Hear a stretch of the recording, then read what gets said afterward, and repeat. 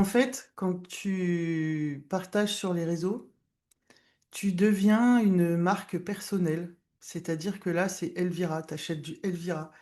Tu achètes pas du coaching, tu veux du Elvira, que ce soit du design humain, de la manifestation consciente, de la guidance, non duelle, voilà, spiritualité, tralala, tu achètes du Elvira.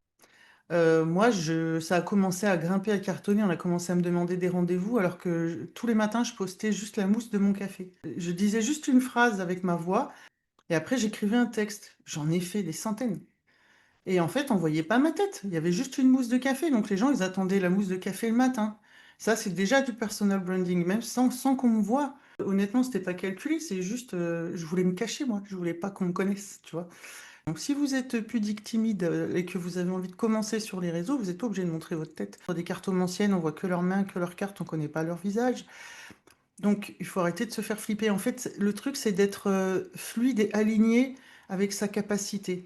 C'est différent quand quelqu'un me dit, j'ai pas envie de montrer ma tête sur les réseaux. Voilà, là, tu le sens, c'est pas la même énergie, tu vois.